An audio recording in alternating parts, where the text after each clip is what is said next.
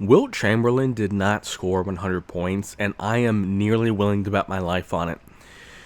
Look, I've always been a bit skeptical of the 100-point game. There was no cameras invented at that time, so it'd be tough. Oh, wait.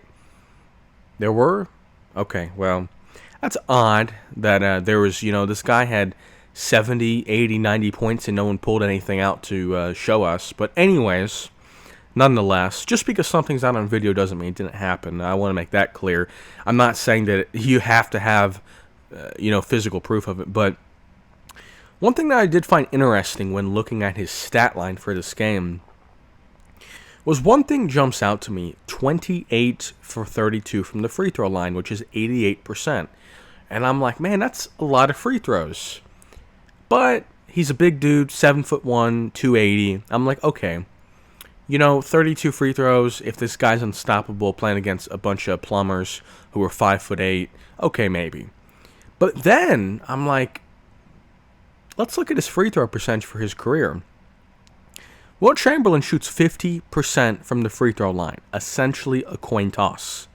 And I'm like, okay, so a guy that shoots 50% from the free throw line shot 88% on extremely high volume.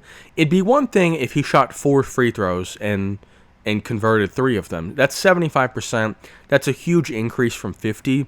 But on such a low sample size, scoring 1 or scoring 3 out of 4 isn't crazy. And it is a big difference from the 50. But it's almost kind of likely that you score 1 or 3.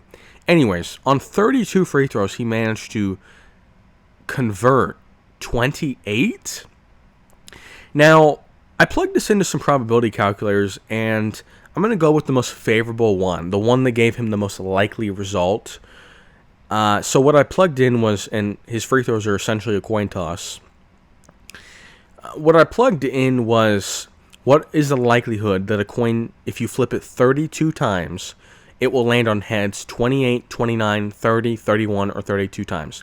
So I'm actually increasing the odds for him. I'm giving him more possibilities in the upward direction.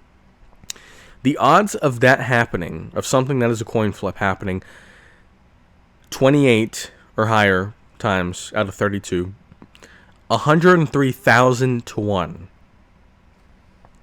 103,000 to 1. Now, I do want to preface this with things that are unlikely to happen still happen.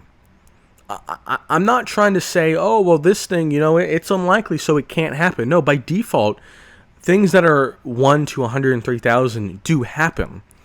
I don't know the math on it. I probably should have looked this up, but people getting hit by lightning it might be 1 in 100,000 people get hit by lightning, which means it does happen. But here's where I'm getting skeptical. So obviously, when guys get hot, if you ever play basketball, sometimes you shoot well, sometimes you shoot poorly.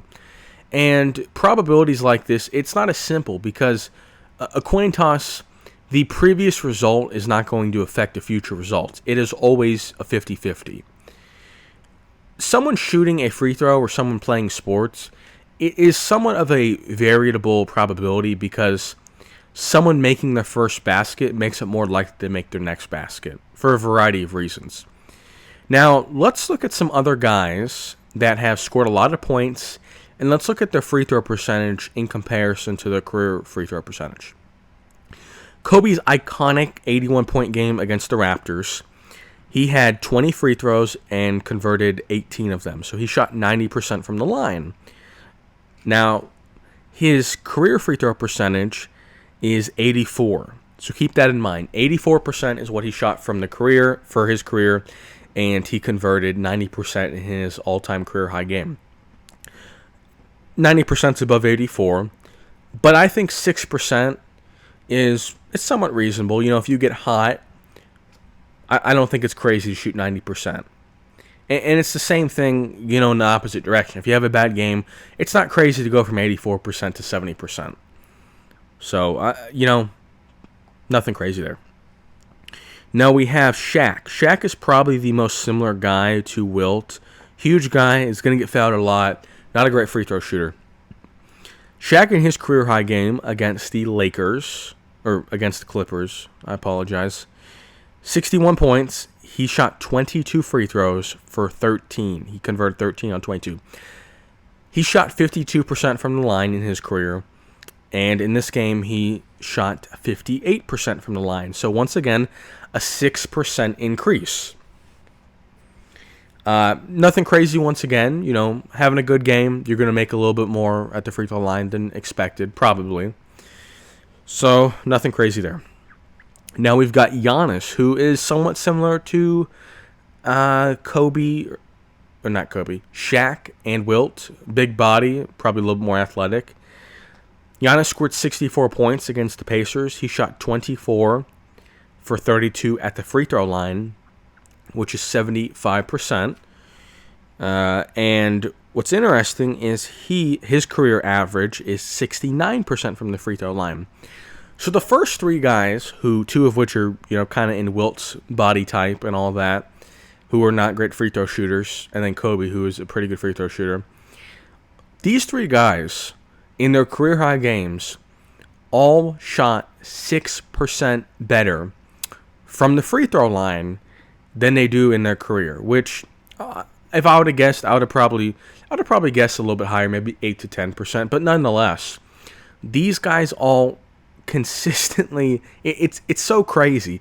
It's almost as mathematically unlikely that they're all shooting 6% better. Kobe, 6% better in his all-time high game. Shaq, 6% better in his all-time high game. Giannis, 6% better in his all-time game. So we can acknowledge that these guys are shooting better in their all-time game. So why is Wilt shooting that much better